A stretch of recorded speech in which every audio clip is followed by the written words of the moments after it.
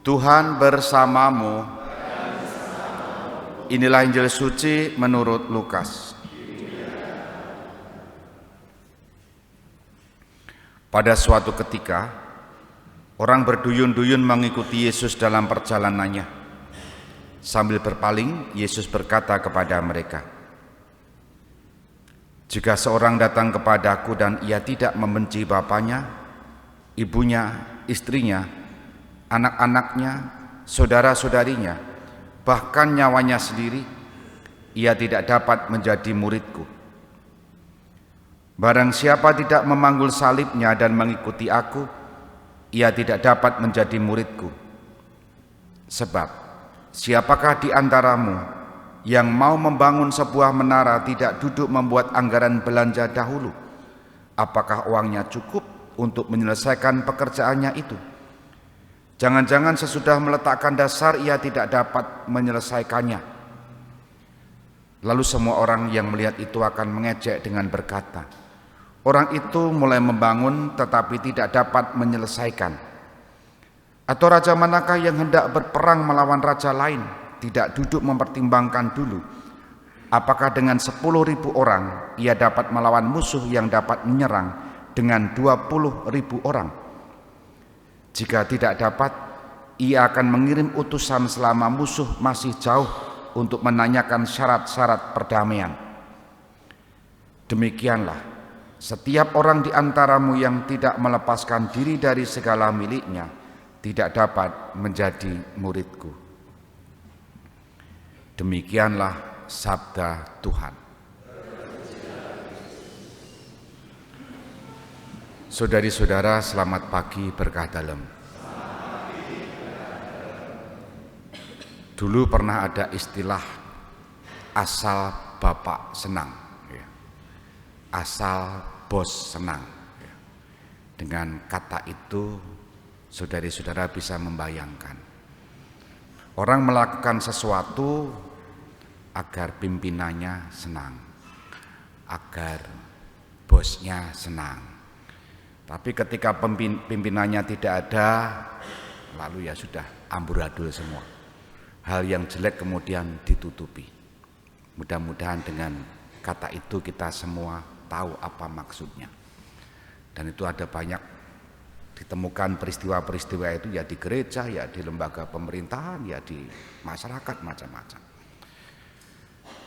Hari ini Paulus menasihati umat Filipi dan masih berguna untuk kita. Apa nasihatnya?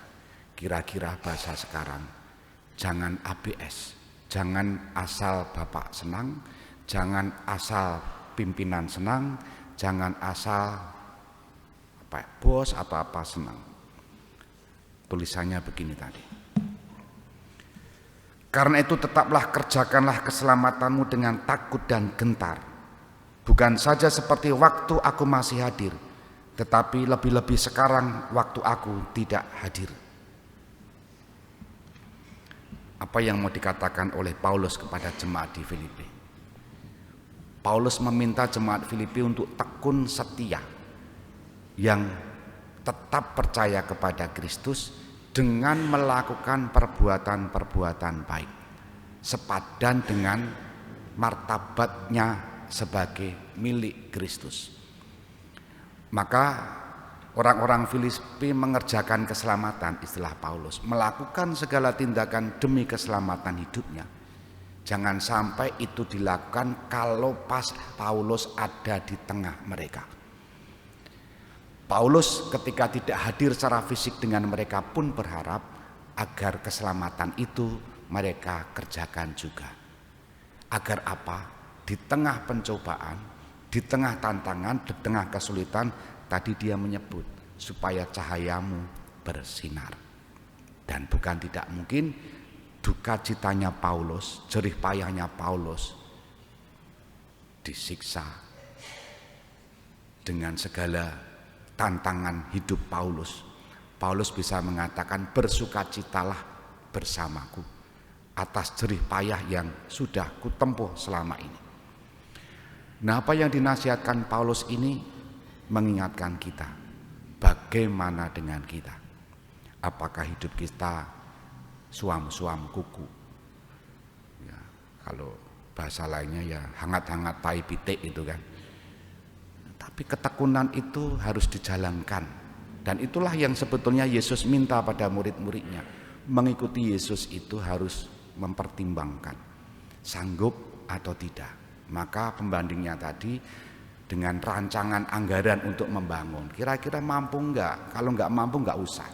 Demikian juga mau perang, kira-kira bisa mampu enggak melawan musuhnya? Kalau tidak, damai saja. Mau mengajak kita mengikuti Yesus itu harus total, tidak asal Bapak senang. Maka ukuran itu yang harus kita pertimbangkan. Kalau tidak sanggup ya mundur. Mundur jangan berarti lalu ditafsirkan ya udahlah, tidak jadi mengikuti Kristus, pindah ke yang lain saja, yang enak-enak saja, enggak. Tapi mohon rahmat supaya menjalankan keselamatannya itu dengan tekun, dan itu perlu dimohon. Paulus telah memberikan contoh.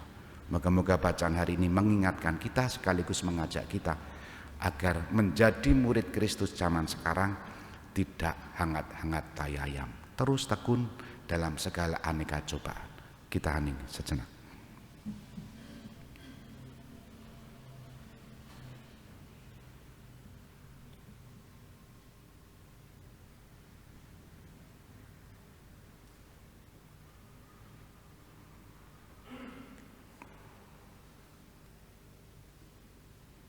Dimuliakanlah Yesus yang dulu hidup, sekarang dan selama-lamanya. Amin.